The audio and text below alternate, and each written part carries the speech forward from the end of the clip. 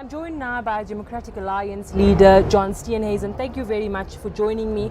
As we talk now, 42% of the votes have been counted, but a very interesting result trend coming out on these boards behind us, and that is that 31% of municipalities, or 31 municipalities rather, are hung.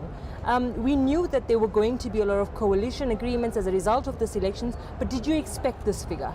I think we did expect it. I mean, I think we've been predicting the ANC was going to go below 50% in a number of places.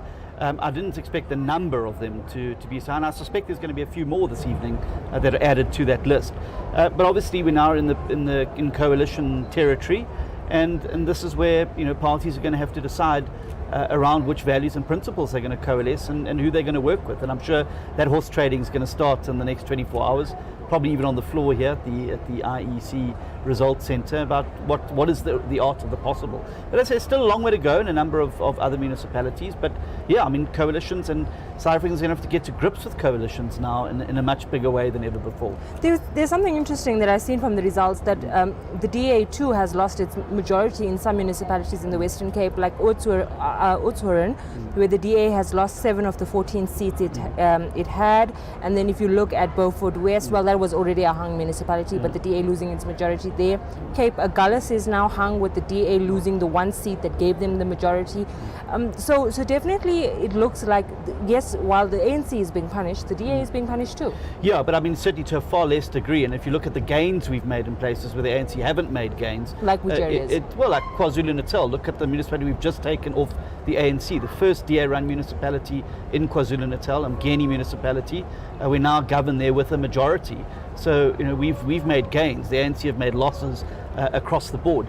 Just in terms of Beaufort West, we governed it for a little period after 2016. We then lost it in a by-election, and it's been backwards and forwards ever since. So it's not a municipality we've really had a solid majority in. Cape Agulhas, obviously we'll need to see what happened there. But again, I think a lot of splitting of the votes, a lot of people not voting.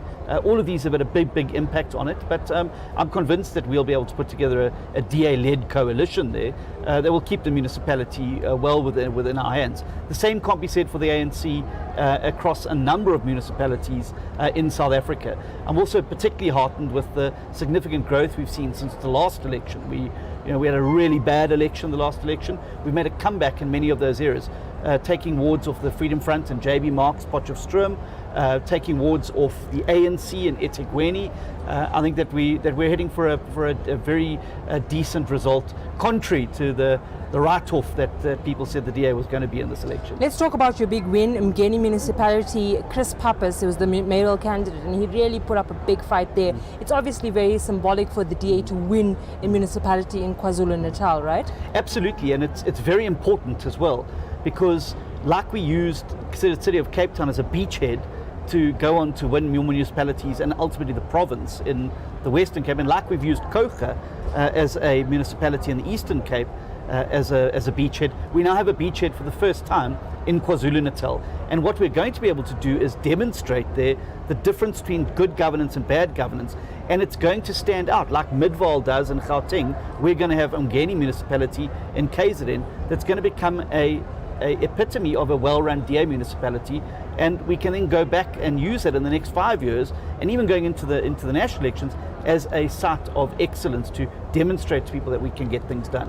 What worries me though, or what's interesting to me rather, is in municipalities like Lekwa municipality in Mpumalanga, where service delivery was so bad that a JSE listed company had to go to court to force an intervention of some sort. The ANC had dramatically reduced its majority, so they're still the majority, but by far less, by 12% less. But then you also saw the DA declining in that particular area. So how do you then explain, in areas where your message that the DA governs better, where people are opting, not opting for the ANC, and then also not opting for the DA. Well, I think if you look at the Lekwa municipality, there's a local dynamic as well. There's a local community organisation that stood in that municipality. My understanding is they've won a ward or 2 wards there. That's obviously made a difference. There's always a problem when you've got a small local dynamic. Much the same in Beaufort West with Truman Prince and the PA. He's a big figure in that particular community. Despite his terrible track record, despite everything that he's done in the past, he still seems to have a hold on some of the voters there. So those smaller parties start to make an impact in those smaller municipalities, particularly when they are taking seats that the opposition should be winning. I'm just looking at the board now, still 31. You will have to go cap in hand to these smaller parties that you particularly wrote off before the election in your campaign to say don't vote for smaller parties, vote for the DA. How are you then going to convince them to side with the Democratic Alliance? Well, we're going to make an offer to them and say if you want to come into government with us, we can do it. These are the options. Here's the coalition agreement. These are the values and principles. But what I'm not going to be doing is running around compromising DA core values and principles just to get into government. If we're not able to put together a coalition in those municipalities, I'm very happy for us to go on and be an excellent opposition like we are in Parliament. But I'm not going to let the DA go down the road of getting into coalitions where we can't govern with our values and principles. So, like what? Like Tshwane? What do you mean by? Like what happened in Tshwane? No, like what happened in Johannesburg, where essentially you had the EFF calling the shots and running the scenes and forcing the DA to implement EFF policies rather than our own policies, getting involved in the awarding of fleet tender contracts to well-connected individuals.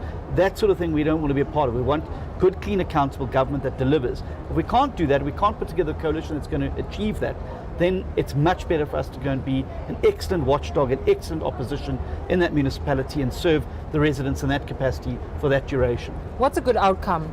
We are now almost halfway of vote counting. What would you want to see here at 100%? Well, DA with 51%, that would be the ultimate outcome, but we know that's not in the realm of possible. Look, I'll be happy. I'm very happy where we are at the moment. I mean, so at the moment, the Democratic Alliance at 22.5. I'd like us to go a bit higher than that. I'd like us to be around about 23, maybe 24. Who knows? Depending on what the turnout and differentials are. But again, a lot of people, in the media have been saying we're going to get 16 to 19%. I think that this is way above even their expectations. A lot of people wrote the DA off in this election. A lot of people said, oh, well, the DA is going to be displaced as the second largest party in the country. They have in some municipalities. Yeah, but I mean, I think if you look at the board there, it's very, very clear. There's the ANC at 47, there's the DA at 22. What's the next biggest party? It's the EFF at 9. It's almost half of what we are. We're still the biggest party in South Africa. We've still got momentum. We're still the best chance of being a core of a movement that's going to build a new majority that unseats the ANC from power in South Africa. We're a player. We made a big comeback again in this election, and I'm looking very, very forward to seeing what the final results are. Thank you very much. John Steenhuisen, leader of the Democratic Alliance. Thank you.